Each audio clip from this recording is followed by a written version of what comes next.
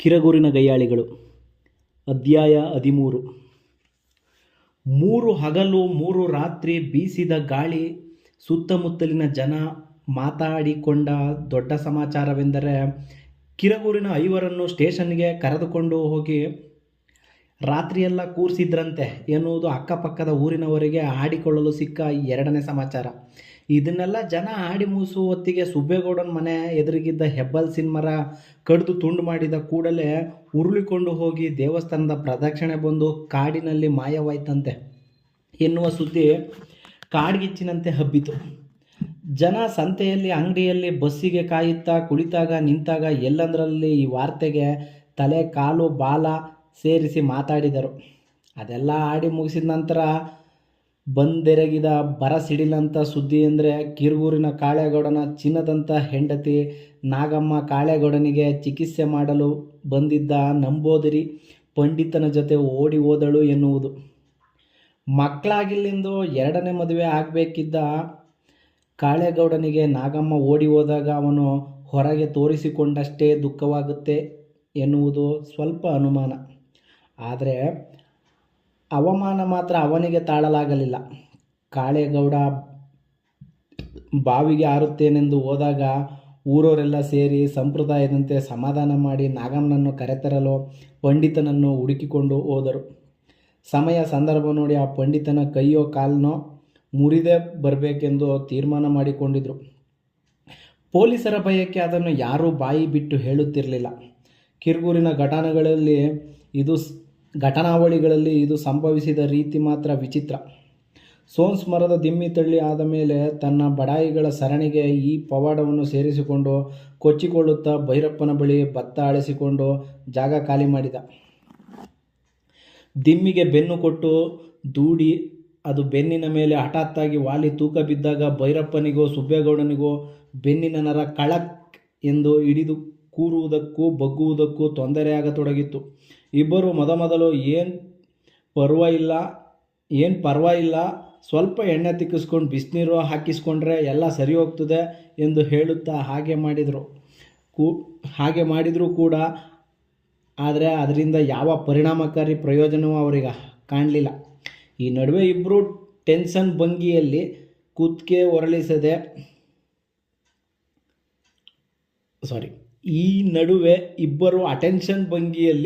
ಕುತ್ತಿಗೆ ಹೊರಳಿಸದೆ ಓಡಾಡುವುದನ್ನು ಕಂಡವರೆಲ್ಲ ಏನಾಯಿತು ಎಂದು ಕೇಳುವುದು, ತಮಗೆ ತೋಚಿದ ಥರದ ಔಷಧಿ ಮತ್ತು ಚಿಕಿತ್ಸೆಗಳನ್ನು ಸೂಚಿಸುವುದು ನಡೆದೇ ಇತ್ತು. ಇಬ್ಬರು ಹೇಳಿದ್ರು, ಅಕ್ಕಿ ಗಂಟಿನ ಮೇಲೆ ತಲೆ ಇಟ್ಟು ಮಲಗಿದರೆ ಬೆಳಗಿನ ಹೊತ್ತಿಗೆ ಉಳುಕು ಬಿಟ್ಟೇ ಹೋಗುತ್ತೆ ಎಂದು. ಇನ್ನು ಕೆಲವರು ಅಕ್ಕಿ ಗಂಟು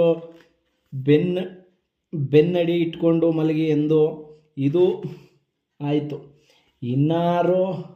ಇನ್ನಾರೋ ಕೆಲವರು ತಮಗೂ ಹೀಗೆ ಆಗಿತ್ತು, ಆಗ ಯಾರೋ ಹೀಗೆ ಮಾಡಿ ತಮಗೆ ಉಳುಕು ತೆಗೆದ್ರು, ನೋಡೋಣ ಬನ್ನಿ ಹಾಗೆ ನಿಮಗೂ ಮಾಡಿ ಉಳುಕು ತೆಗಿತೇವೆ ಎಂದು ರಸ್ತೆ ಪಕ್ಕ ಕರೆದುಕೊಂಡು ಹೋಗಿ ಕುತ್ತಿಗೆಗೆ ಟವಲ್ ಸುತ್ತಿ ಜಗ್ಗಿದ್ರು.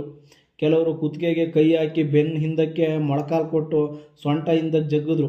ಈ ಚಿಕಿತ್ಸೆಗಳಿಂದೆಲ್ಲ ಅವರ ಸೊಂಟದ ಸ್ಥಿತಿ ಕೊಂಚ ಹದಗೆಟ್ಟಿತೇ ವಿನಃ ರಿಪೇರಿ ಆಗಲಿಲ್ಲ. ಕರಿಯ ಉಳುಕು ಬಿಡಿಸ್ತಾನೆಂದು ಅವರಿಗೆ ಗೊತ್ತಿದ್ರೂ ಒಲೆಯರ್ ಸವಾಸವೇ ಬೇಡವೆಂದು ಅವರು ತೀರ್ಮಾನಿಸಿದ್ದರಿಂದ ಅವನ ತಂಟೆಗೆ ಹೋಗಲೇ ಇಲ್ಲ. ಬದಲು ದೂರದ ಪೇಟೆಯ Annappa doctor nursing home cum ಲಾಡ್ಜಿಂಗಿಗೆ ಹೋದರು. ಅವರು ನರ್ಸಿಂಗ್ ಹೋಮ್ಗೆ ಸೇರಬೇಕೆಂದೇನೋ ಹೋಗಲಿಲ್ಲ. ಗಾಡಿ ಚಕ್ರದ ಹಳಿ ಕೂರಿಸಿಕೊಡಲು ಕಿರಗೂರಿಗೆ ಬಂದಿದ್ದ ವಾಸಾಚಾರ್ಯ ಇವರಿಗೆ ಬೆನ್ನು ಉಳುಕಿರೋದನ್ನು ಕೇಳಿ ಅಪ್ಪಣ್ಣ ಡಾಕ್ಟರ್ ಹತ್ತಿರ ಕರ್ಕೊಂಡು ಕರೆಂಟು ತಗೊಂಡ್ರೆ ಒಂದು ಕ್ಷಣದಲ್ಲಿ ಉಳುಕು ಬಿಟ್ಟೋಗ್ತದೆ ಎಂದು ಹೇಳಿದ್ರಿಂದ ಕ್ಷಣದಲ್ಲಿ ಗುಣ ಮಾಡಿ ಕಳಿಸುವಂತಿದ್ರೆ ಯಾಕೆ ಬಿಡಬೇಕೆಂದು ಅಣ್ಣಪ್ಪ ಡಾಕ್ಟರ್ ಚಕ್ರವ್ಯೂಹದೊಳಗೆ ನುಗ್ಗಿದ್ರು. ಅಣ್ಣಪ್ಪ ಡಾಕ್ಟರ್ ಇಂಜೆಕ್ಷನ್ ಎಂದು ತಣ್ಣೀರು ಚುಚ್ಚುವುದು, ಸರಿಯಾಗಿದ್ದವರಿಗೆ ಅಲ್ಲಸಲ್ಲದ ಔಷಧ ಮಾಡಿ 1ಕ್ಕೆ 2 ಆದ ಮೇಲೆ ಮಣಿಪಾಲಿಗೆ ಹೋಗಿ ಬೆಂಗಳೂರಿಗೆ ಹೋಗಿ ಎಂದು ರೋಗಿಗಳನ್ನು ರವಾನೆ ಮಾಡುವುದು ಎಲ್ಲರಿಗೂ ಗೊತ್ತಿದ್ದೆ. ಅವನ ಅವಿವೇಕದ ಪರಮಾವಧಿ ಎಂದರೆ ಹೊಸಳ್ಳಿಯಲ್ಲಿ ಸತ್ತ ಹೆಣಕ್ಕೆ ಇಂಜೆಕ್ಷನ್ ಕೊಟ್ಟಿದ್ದು.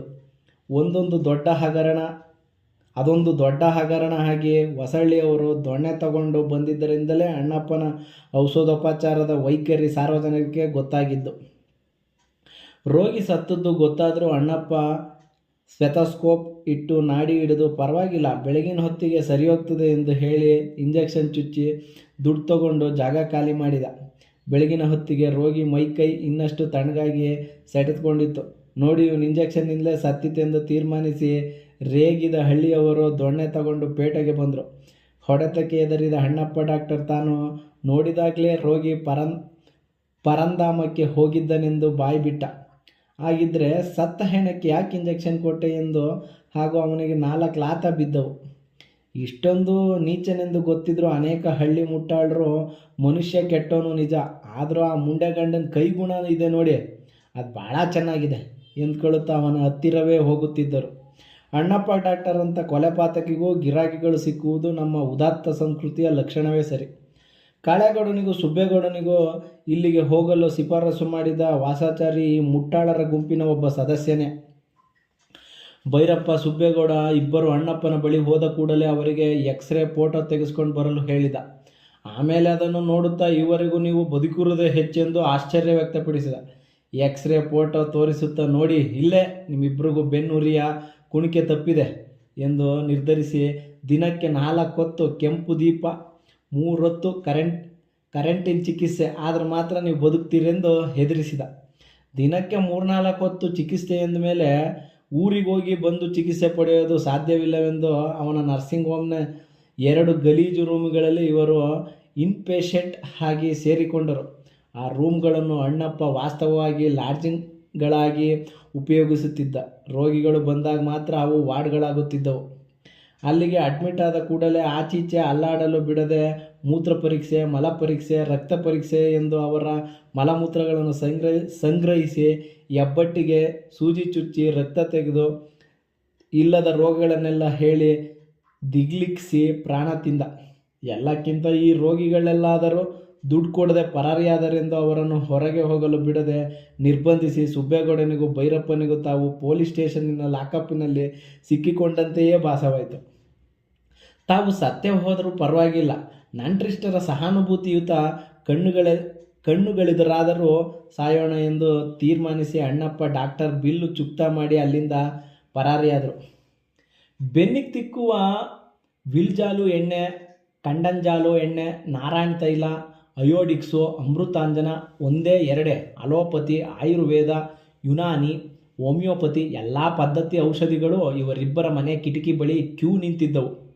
ಬಂದವರೆಲ್ಲ ಆಶ್ಚರ್ಯದಿಂದ ಇದೇನಿದು ಎಂದು ಇವರ ಯೋಗಕ್ಷೇಮ ವಿಚಾರಿಸುತ್ತಿದ್ದರು.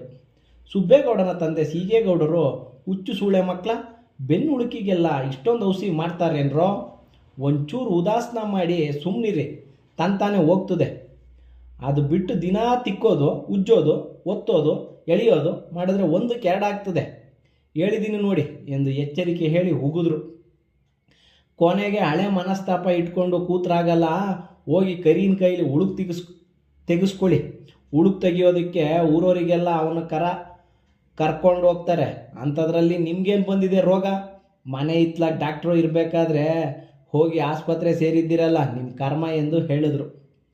ಅವ್ರಿಗೂ ಈ ರಾತಾಂತಗಳಿಗೆ ಕಾಳೇಗೌಡ ಮೂಗು ಹಾಕಿರಲಿಲ್ಲ. ಆದರೆ ಇವರಿಬ್ಬರ ಮನೆ ಕಿಟಕಿ ಬುಡದಲ್ಲಿ ಔಷಧಿ ಬಾಟ್ಲುಗಳು ನಿಲ್ಲತೊಡಗಿದ್ದನ್ನು ನೋಡಿ ಬೇಜಾರಾಗಿ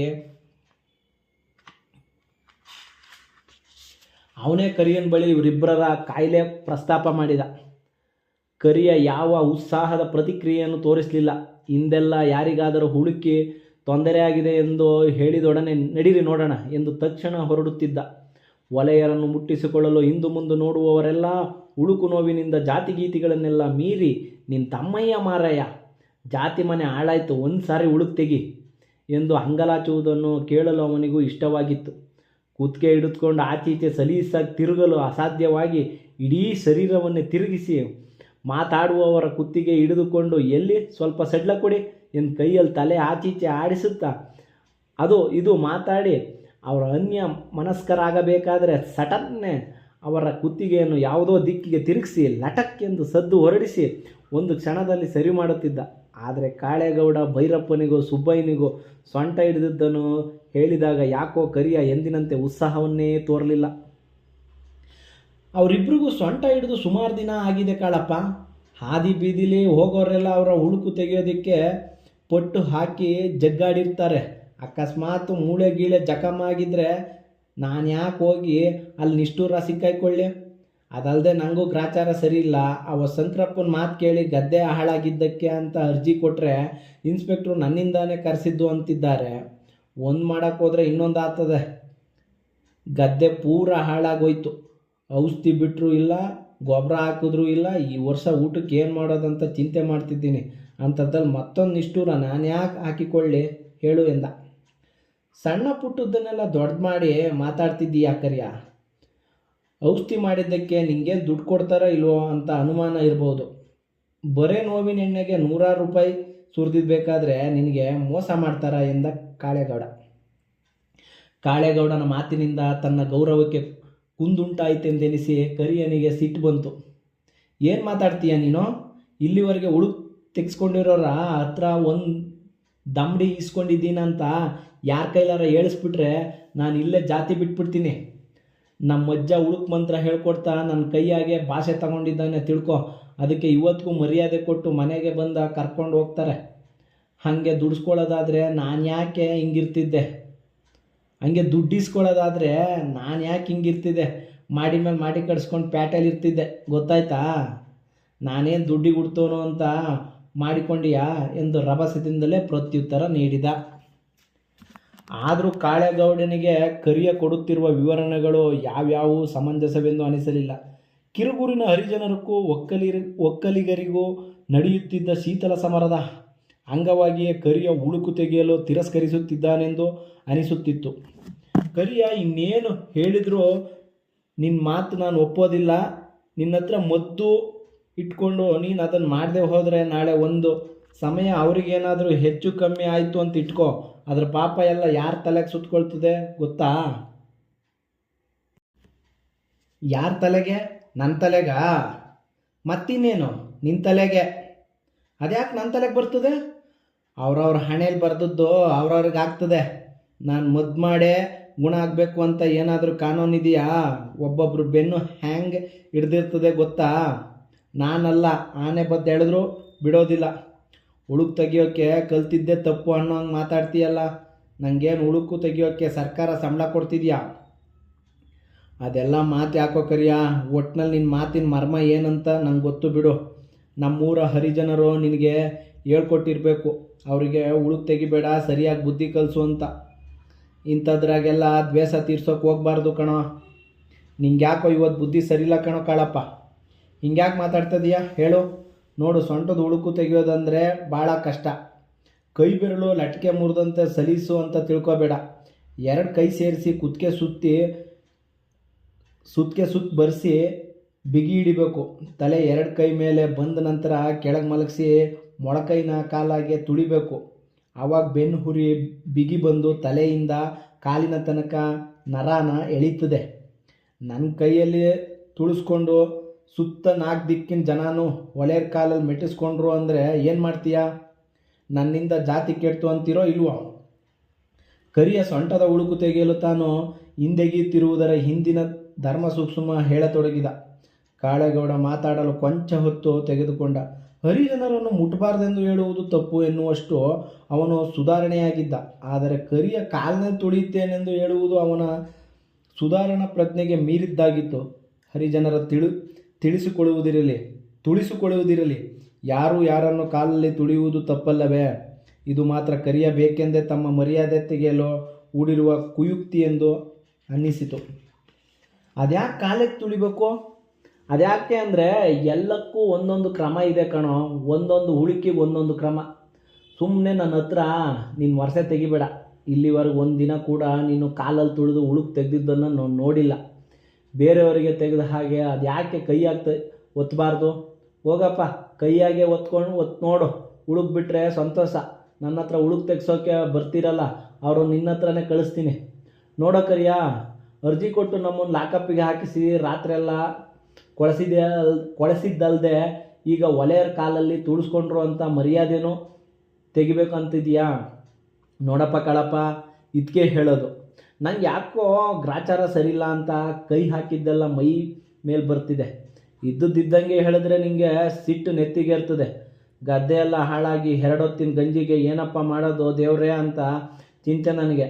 ಅಂಥದ್ರಾಗೆ ನಿನ್ನ ಜಾತಿ ಕೆಡಿಸೋದಕ್ಕೆ ಹುನ್ನಾರ ಮಾಡ್ತಿದ್ದೀನಿ ಅಂತ ನೀನು ಹೇಳ್ತಿದ್ದೀಯ. ಇನ್ಮೇಲಿಂದ ನಾನು ಯಾರಿಗೂ ಉಳುಕು ತೆಗೆಯೋದಕ್ಕೆ ಹೋಗೋದಿಲ್ಲ. ಇದೇನು